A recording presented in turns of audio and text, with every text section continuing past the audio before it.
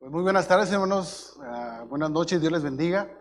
Es una bendición poder estar aquí en este día y agradezco a Dios la bendición que nos da de poderle servir. También a nuestro pastor por la oportunidad que nos da de utilizar este púlpito. Sin duda alguna es una gran responsabilidad. Muchos pastores, siervos han sido utilizados de una manera impactante, de una manera muy grande en este púlpito y por eso a nosotros como jóvenes nos da mucho nervio el poder estar aquí, pero agradecemos a Dios por esa oportunidad y por el privilegio.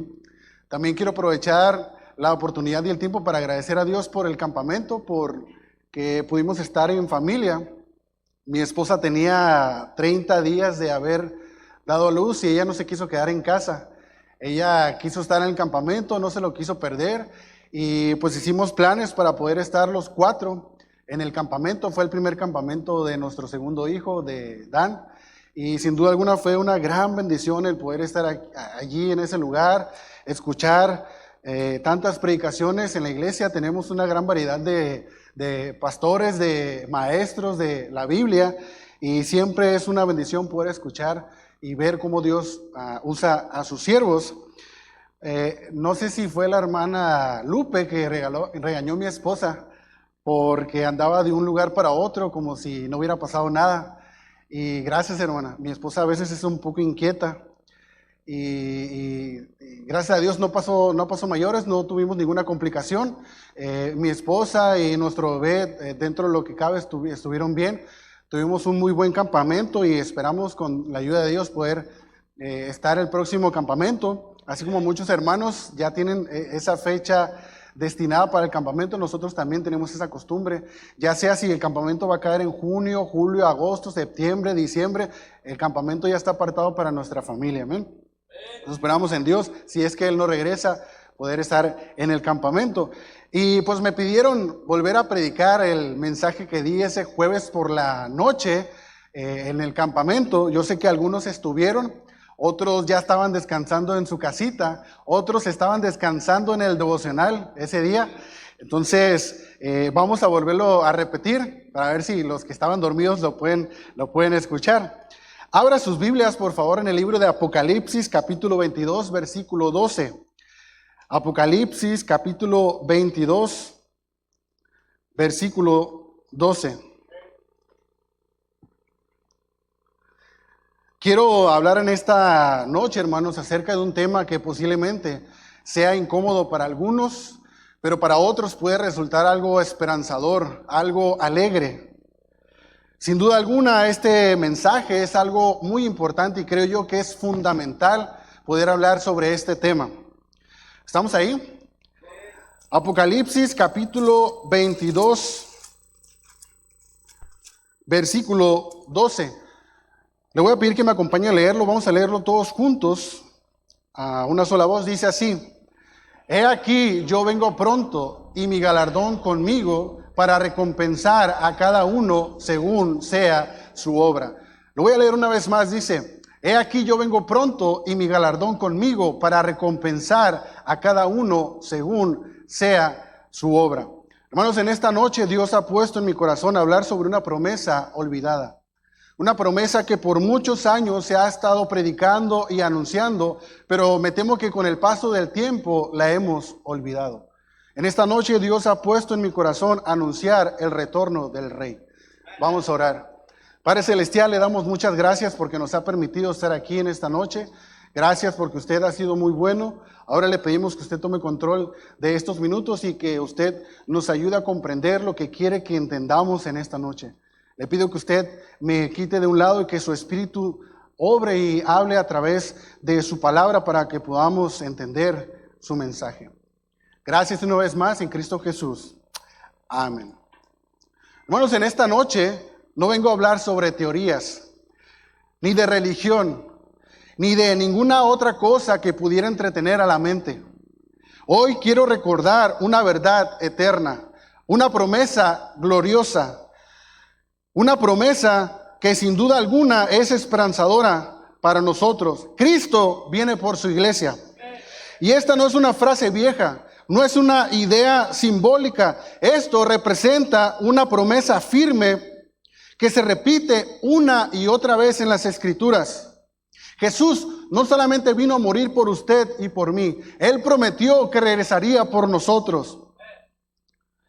Conforme pasa el tiempo, pasan los días, estamos más cerca de esa promesa. Hermanos, si no es cualquier promesa.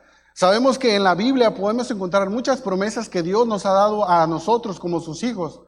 Nos ha prometido que siempre estaría con nosotros hasta el fin del mundo. Nos ha prometido que nos sustentaría y nos proveería. Nos ha prometido que siempre nos acompañaría y que nos ayudaría en nuestras aflicciones. Nos ha prometido que Él se encargaría de todo lo demás, siempre y cuando nosotros lo ponemos en primer lugar.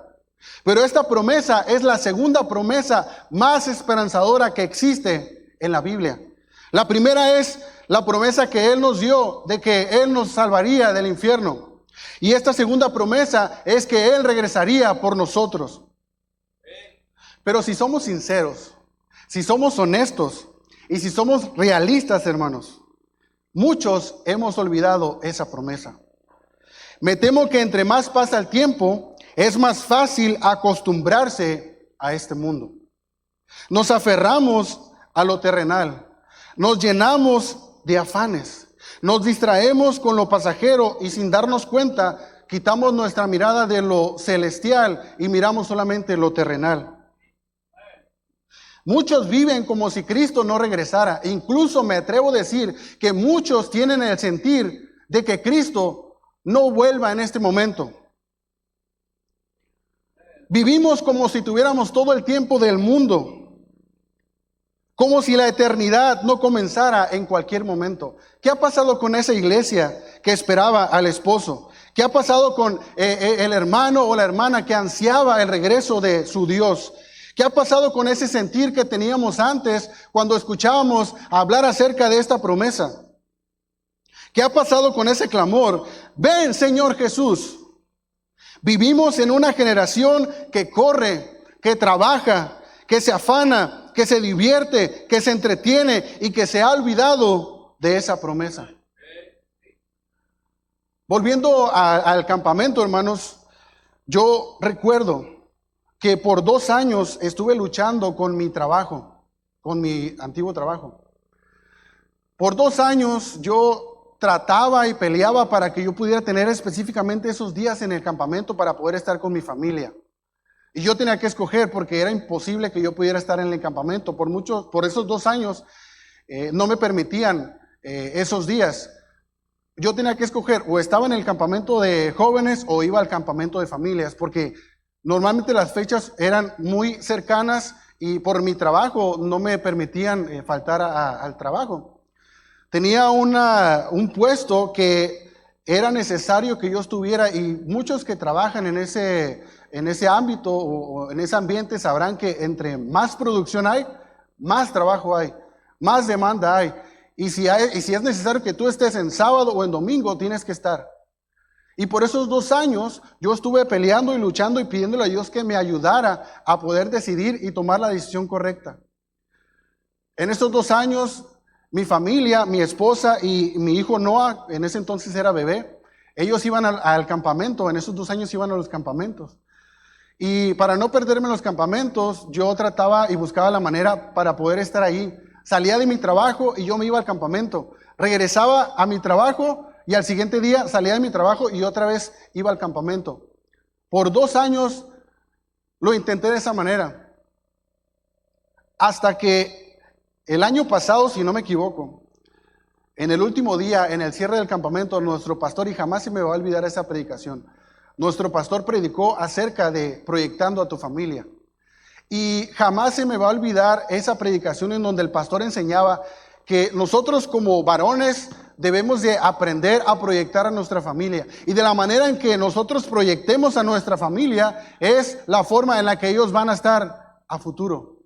Si nosotros proyectamos a nuestra familia a lo espiritual, seguramente nuestra familia va a estar dentro de los caminos del Señor.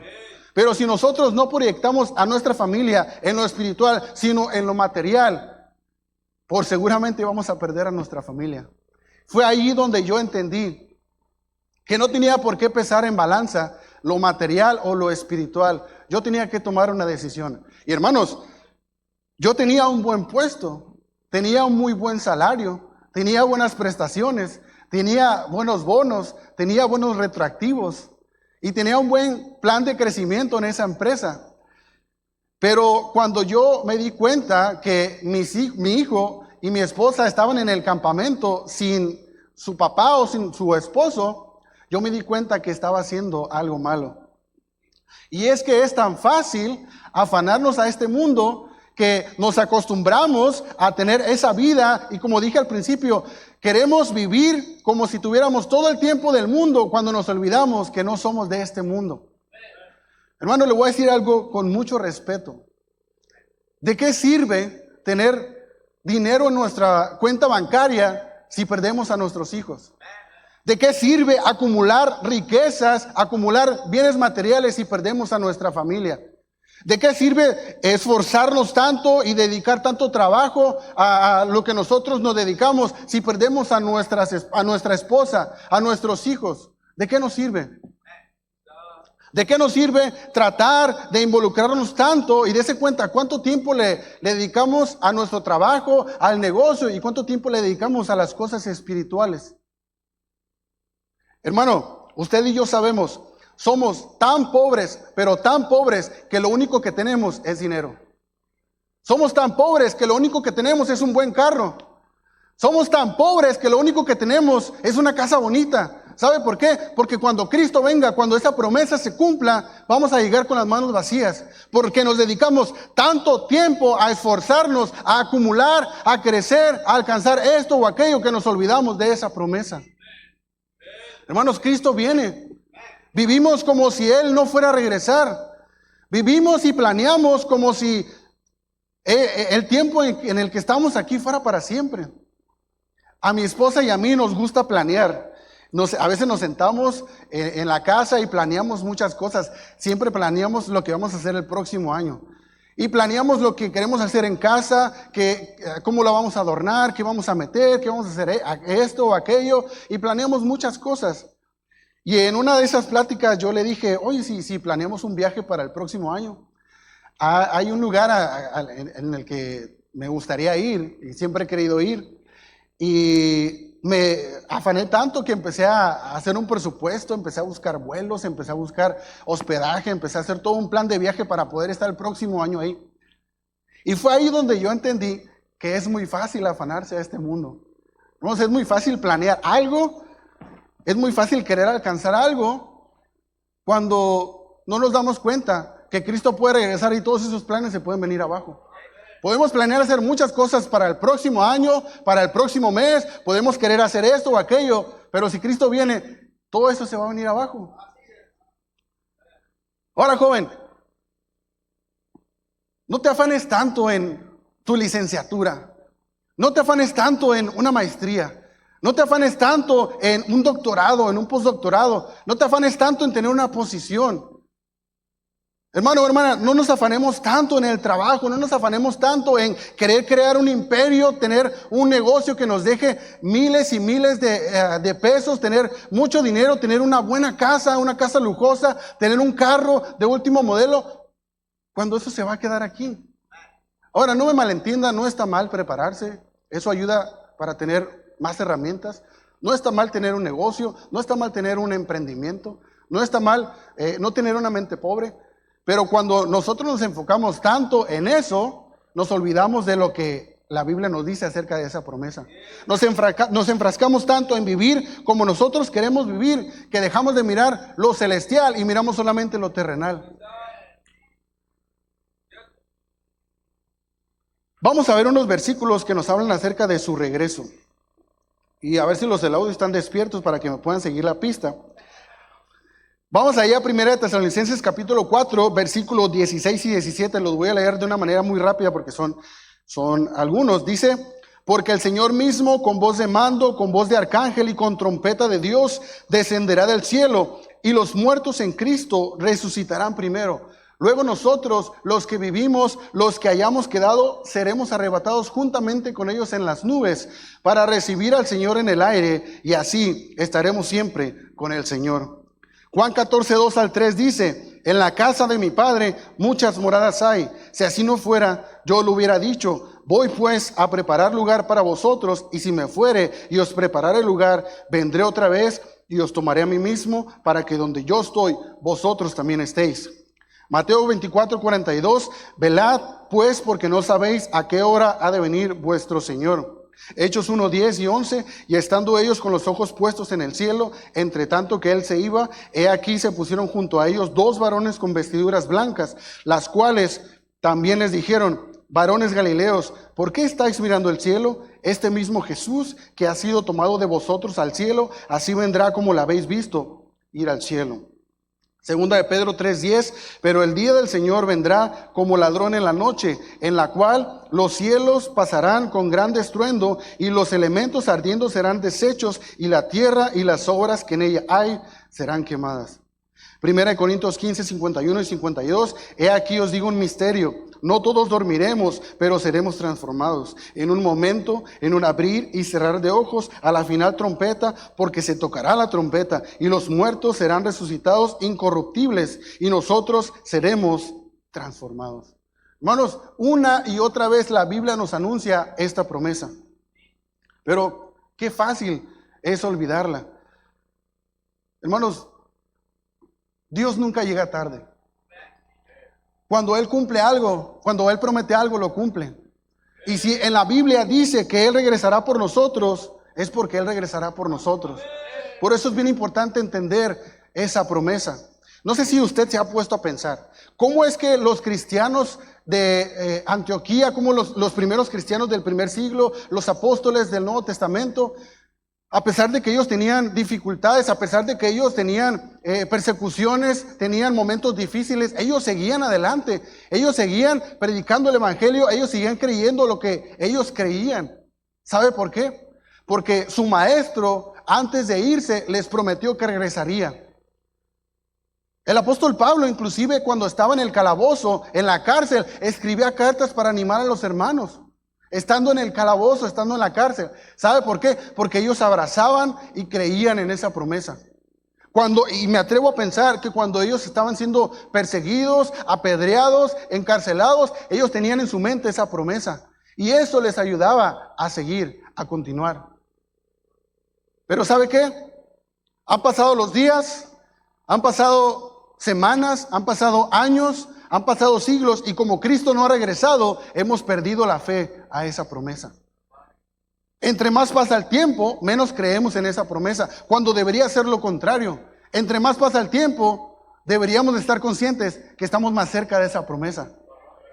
Por eso es bien importante recordar esa promesa. Quisiera mencionar al menos 4 cosas respecto a esta promesa. Número 1. ¿Cuándo será? ¿Cuándo será esa promesa? ¿Cuándo se cumplirá? ¿Cuándo regresará Cristo por su iglesia?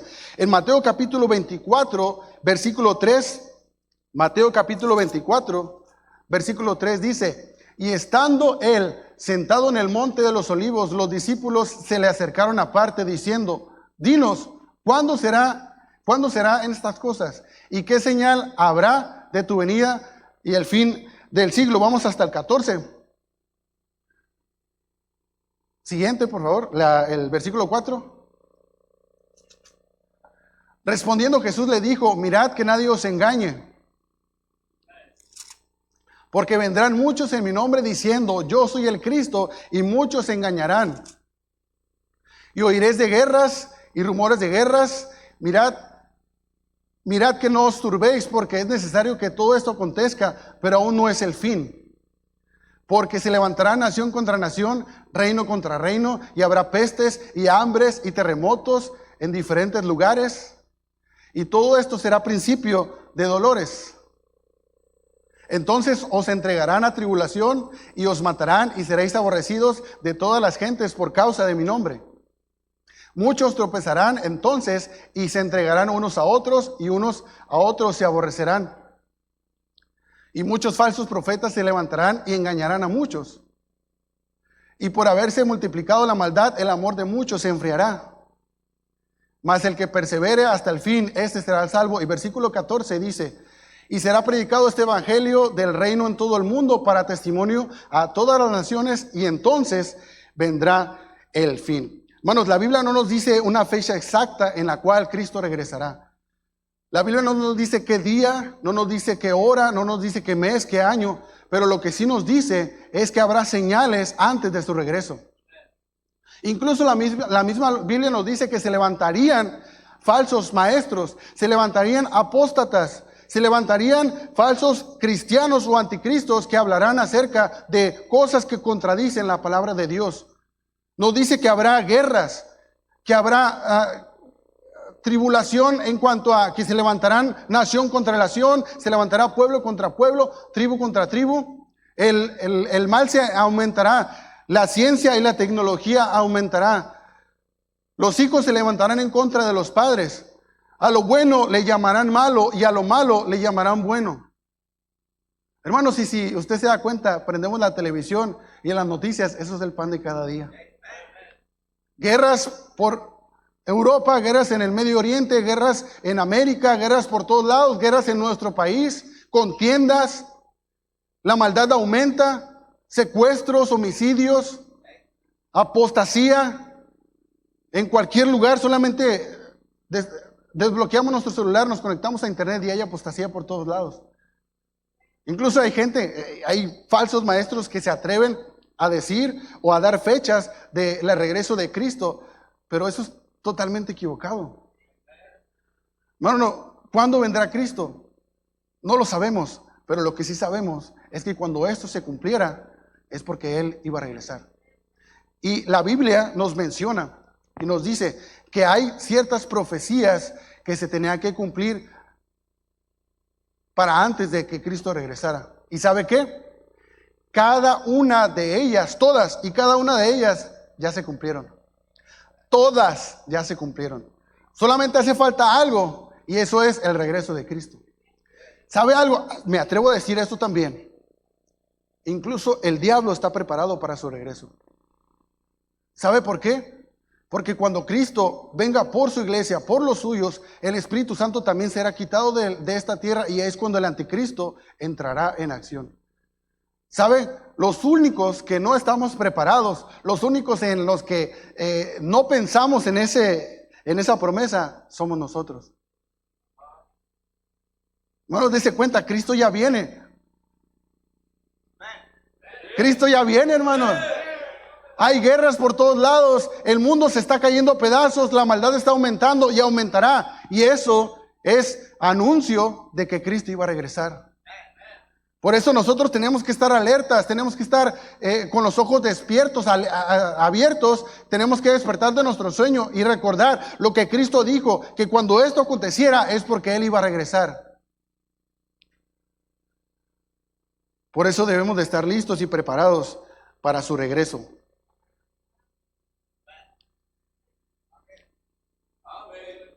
Ahora, ¿cómo será? ¿Cómo será ese evento? ¿Cómo será ese regreso? En el libro de 1 de Tesalonicenses 4:16, como acabamos de leer, creo yo que es uno de los versículos, o el versículo que nos detalla un poco más acerca de este evento, de este proceso que vamos a vivir. Dice, porque el Señor mismo con voz de mando, con voz de arcángel y con trompeta de Dios descenderá del cielo y los muertos en Cristo resucitarán primero. 17. Luego nosotros, los que vivimos, los que hayamos quedado, seremos arrebatados juntamente con ellos en las nubes para recibir al Señor en el aire y así estaremos siempre con el Señor. ¿Cuál va a ser la forma en la cual el Señor vendrá? Dice la Biblia que será de repente, será sorpresivo. Y cuando eso acontezca, el Señor quedará suspendido en el aire y lo primero que va a pasar es que los muertos en Cristo, todos aquellos que ya han muerto, resucitarán primero. Sus almas regresarán a sus cuerpos serán levantados y en el aire, en las nubes, ellos serán transformados. Luego nosotros también seremos arrebatados y seremos transformados en el aire. Y así estaremos siempre con el Señor. La Biblia nos dice que se tocará una trompeta. Y esa trompeta anunciará el regreso del Rey. Cuando la trompeta suene, en un abrir y cerrar de ojos, en un santiamén, en una milésima de segundo, nosotros vamos a estar en las nubes con nuestro Señor. Imagínese usted, en este momento, cerrar los ojos y cuando usted los abra, ya estemos delante de nuestro Señor. Cuando la trompeta suene, este evento va a ser tan rápido que no nos va a dar tiempo de hacer nada. Hermano, si usted estaba cocinando, no va a tener tiempo ni de apagar la estufa. Si usted estaba manejando, no va a tener tiempo ni de estacionar su carro. Hermano, cualquier cosa que nosotros estemos haciendo o en cualquier lugar donde nosotros estemos, cuando la trompeta suene, no vamos a tener tiempo. Porque será en un abrir y cerrar de ojos. En cualquier momento nos vamos en un santiamén. Por eso debemos de estar alertas. Por eso debemos de estar despiertos y recordar siempre esta promesa. ¿Quiénes serán llevados? ¿Por quiénes vendrá nuestro Señor? En Mateo capítulo 25, versículo 1, y lo vamos a leer hasta el 13. Mateo capítulo 25, versículo 1, vamos a leer esta parábola de las 10 vírgenes. Dice, entonces el reino de los cielos será semejante a 10 vírgenes, que tomando sus lámparas salieron a recibir al esposo. 5 de ellas eran prudentes y 5 insensatas. Y quiero que ponga atención a estas 5. 5 insensatas y 5 prudentes. Las insensatas, tomando sus lámparas, no tomaron consigo aceite. Mas las prudentes, las otras 5, tomaron aceite en sus vasijas juntamente con sus lámparas. Y tardándose el esposo, cabecearon todas y durmieron. Las 10 se quedaron dormidas. Y a la medianoche se oyó un clamor. Aquí viene el esposo, salid a recibirle. Entonces todas aquellas vírgenes se levantaron y arreglaron sus lámparas. Y las insensatas dijeron a las prudentes, dadnos de vuestro aceite, porque nuestras lámparas se apagan. Mas las prudentes respondieron diciendo, para que no nos falte a nosotras y a vosotras, id más bien a los que venden y comprad para vosotras mismas. Pero mientras ellas iban a comprar, vino el esposo, y las que estaban preparadas entraron con él a las bodas y se cerró la puerta. Después vinieron también las otras vírgenes, las que fueron a comprar, diciendo, Señor, Señor, ábrenos. Mas él respondiendo dijo, de cierto os digo que no os conozco. Velad pues, porque no sabéis el día ni la hora en que el Hijo del Hombre ha de venir. Hermanos, hay 2 clases de personas. Y como lo acabamos de leer en esta parábola. En esta parábola nos menciona a 5 insensatas, 5 vírgenes insensatas, 5 personas que son representadas como personas no salvas, y 5 vírgenes prudentes, 5 hijos de Dios. Cuando Cristo venga por su iglesia, vendrá por todos aquellos que son salvos. Hermanos, vendrá por todos aquellos que algún día le entregaron su vida a Cristo. ¿Y sabe qué? ¿Sabe qué va a ser lo sorprendente? Que muchos se van a quedar. Y no lo quiero hacer dudar o confundir, pero si usted está 100% seguro de que su alma iría al cielo, qué bendición. Pero si no está 100% seguro, hoy es el día para que usted tenga seguridad. Y si hay alguien en esta noche que nos acompaña y que no es salvo o no está 100% seguro de que su alma irá al cielo, hoy es el día de salvación. Porque Cristo va a regresar por su iglesia, va a regresar por aquellos que compró, por aquellos que redimió. Y todos aquellos que no son salvos, tristemente se van a quedar. Hermanos, la iglesia no salva. El participar en un ministerio no salva. El dar ofrendas no salva. La salvación no se transfiere. La salvación no se hereda. La salvación es personal de cada uno de nosotros. Cada uno de nosotros tenemos que tener un encuentro con nuestro Señor. Hermano, ¿usted está seguro que su esposa es salva? Hermana, ¿usted está segura que su esposo es salvo? Papás, ¿están seguros que sus hijos son salvos? Si no está seguro, no deje pasar más tiempo. Hoy es el día de salvación. No perdamos más tiempo, hermanos, porque Cristo viene y viene por los suyos, viene por su iglesia.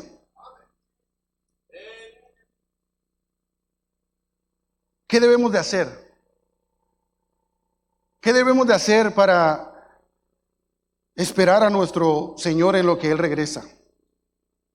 ¿Cómo debemos de comportarnos? En Lucas 12:35 dice, estén ceñidos vuestros lomos y vuestras lámparas encendidas. hasta el 40. Y vosotros sed semejantes a hombres que guardan a su Señor, a que su Señor regrese de las bodas, para que cuando llegue y llame, les abra enseguida. Bienaventurados aquellos siervos a los cuales su Señor cuando venga halle velando. De cierto os digo que se ceñirá y hará que se sienten a la mesa y vendrán a servirle.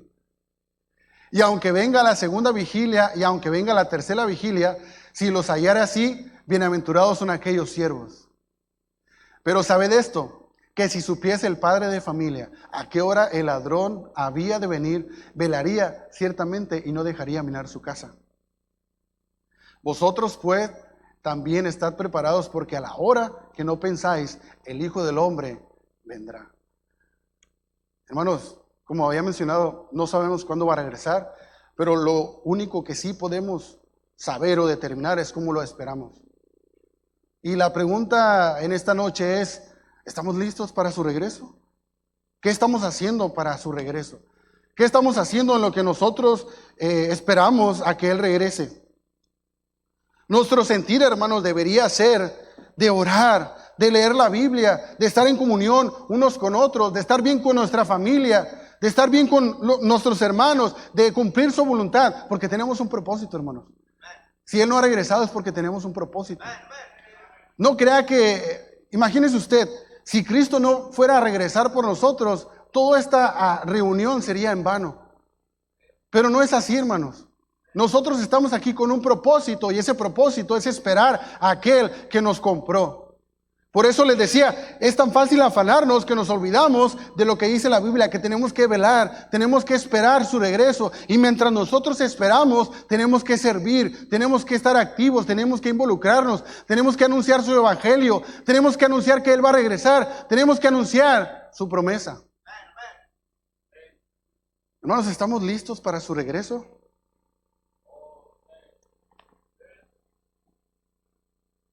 ¿Qué pasaría si el día de hoy regresa nuestro Señor? No sé si los hermanos del audio tengan, nada más pongan el puro audio. No sé si lo tengan. Hermano, si alguien me ayuda con las luces, por favor.